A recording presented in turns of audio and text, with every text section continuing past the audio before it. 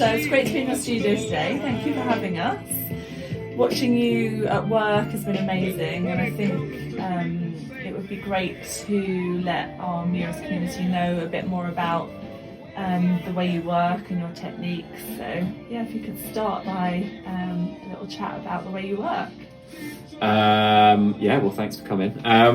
But yeah, I guess it's the way I work changes on the piece that I'm working on, but typically it's kind of like flat down on a surface as you saw. But it's very intuitive, it's very raw and gestural, which is kind of like what my work is about, basically.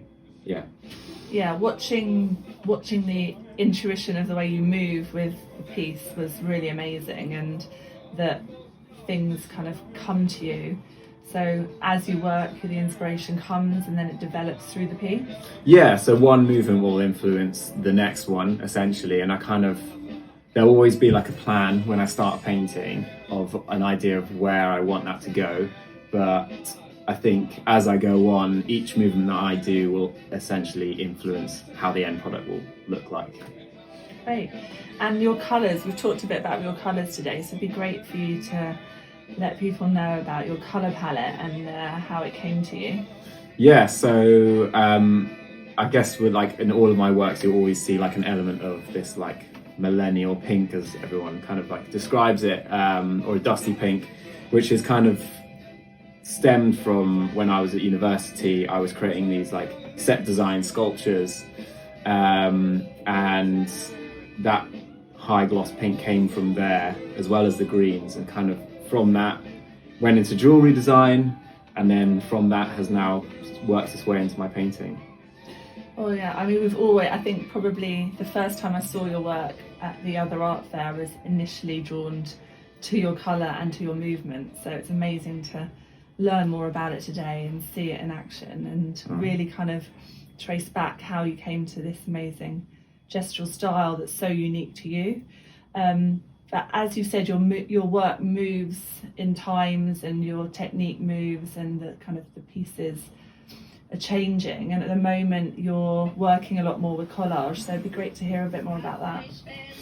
Yeah, so with the collage stuff, it's kind of came from, there's a lot of works that never see the light of day and haven't kind of worked out for one reason or another, and I really like to kind of not throw those away and find a kind of new way of reusing them. So at the moment I'm sort of reusing discarded canvases to create collage of those works. So it's basically breathing new life into works that haven't worked out to become something new altogether. And I really like that idea, and that idea of kind of like, yes, my work is very gestural and informative when I'm actually painting it, but with this approach it's a lot more considered, and it's been quite a challenge for me, but yeah, a welcome one, and something I've really enjoyed kind of experimenting with. That's a great evolvement of your work, and yeah, we look forward to seeing what's next.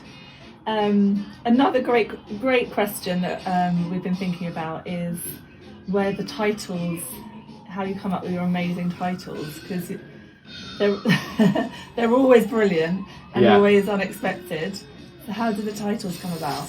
So a lot of my titles, not always, I will say, a lot of the titles will come from like musical tracks, not like musical, but like different artists. So whenever I'm painting, I'll always have music on, like I do now, and it's, I guess for me, that's actually the tempo that sets the work that when I'm creating it. So often I'll title pieces after a particular track that's had like a most influence on that work. So yeah, that's kind of where they come from. Oh, amazing. So the soundtrack while you're working, does that, once kind of you get into the flow of a piece, you'll keep listening to the same artist or maybe the same track over and over, or you kind of, it just flows and then you see where it takes you? Yeah, it really depends. Like obviously, you know, creating a piece doesn't take the length of a track, for instance. You know, it'd be like several albums and over days or weeks or even months. So it's not just the one track on repeat. No. Yeah, because I listen to so many different things. Like I'll listen from classical music through to like heavy rock and stuff like that, psychedelic. So it really depends, and I listen to like a huge array of different music. So I think it's just whatever I've kind of like thought that has like had the biggest impact on that piece. Great. So we're going to share some of your musical influences. Yeah. So I think people will Be love prepared. to hear.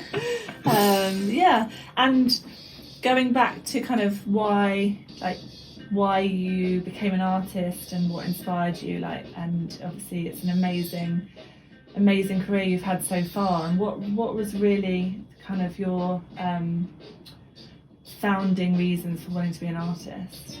Freedom, basically. Like I've always had to have a project in life, whatever I'm doing, whether it's creative or not. I'm not, for anyone who knows me, knows that I just don't rest. But yeah, for the art has been like a massive kind of creative outlet for me, and you know, a huge release. And I think, you know, whether I was doing well or not, I still would be doing exactly what I'm doing right now. It's kind of like the creative curse. I have to be doing it. But yeah, it's my like absolute passion. I love it. So I couldn't really imagine doing anything else. Amazing. Well, thank you for creating. Thank you.